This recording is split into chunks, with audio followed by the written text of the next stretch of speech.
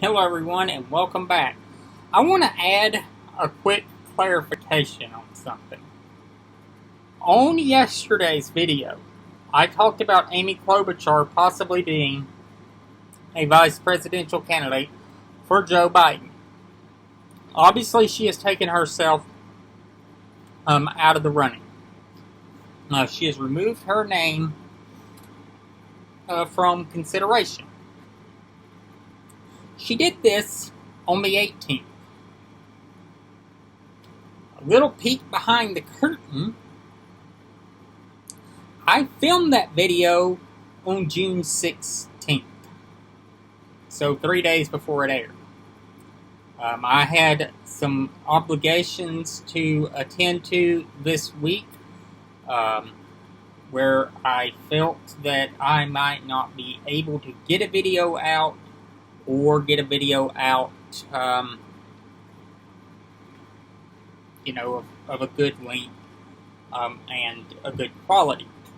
Well, sometimes when you do that and you're discussing things of this nature, it gets dated. And that was the case with the video with Senator Klobuchar. I did note that she faced some hurdles based on her time as the Hennepin County District Attorney. That's the county in which Minneapolis, Minnesota is located in. So she, as I said, was the prosecutor there, failed to bring some charges in some cases of police brutality, and one involving Derek Chauvin, the officer who murdered George Floyd.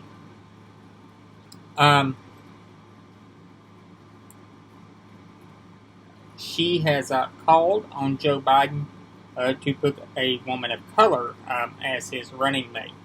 And at the end of the video, I said I think Senator Harris is the front runner for the vice presidential nomination, and I believe that even stronger now. I think that there's probably going to be such a groundswell of support for Harris. It's going to be hard for Biden not to pick her. He could go, though, with Val Demings, who is another person that is making a lot of waves. I think based on the conversations the country's having on race and race relations, that it will be a woman of color that is picked. Though I think that Biden will be in a politically untenable situation should he not pick a woman of color as his running mate. And as I mentioned, that's the strongest voting constituency within the Democratic Party. So it's even stronger than just your African American demographic, which is a 90% to 88% demographic for Democrats. Women of color are 99% to 98% voting for Democrats. I remember when Doug Jones ran for Senate here in my home state of Alabama.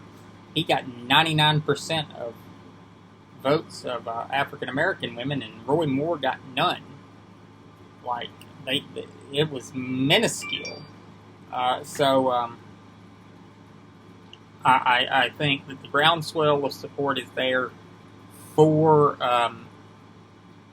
Biden to pick Harris.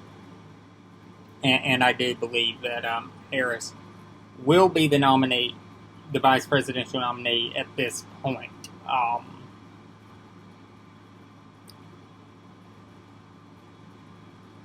I think that's going to be an interesting pick. I think she'll make a great vice presidential candidate and a great vice president. I do have some concerns, though, with her candidacy the grab bag nature of her own presidential campaign, where it seemed like they really couldn't stick to a consistent message, concerns me. But being the second person on the ticket, not the name at the top of the ticket, but the running mate, and carrying Joe Biden's message, may make the campaign more responsible this time. Not suggesting that Senator Harris doesn't have a message of her own. She does. But I found that to be my biggest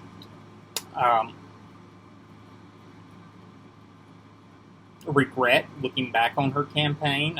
My greatest disappointment was the fact that she didn't have a consistent message. It seemed like it was always changing, and really never focused.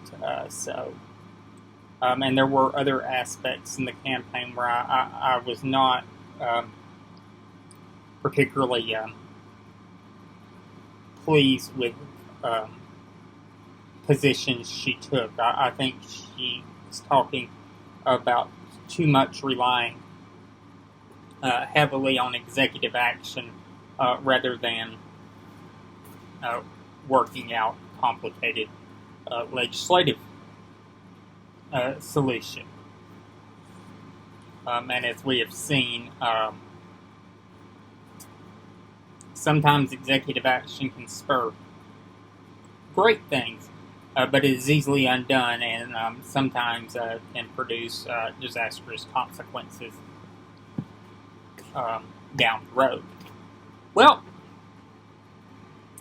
that's just a quick explainer on the video for yesterday, why I had some dated information in it.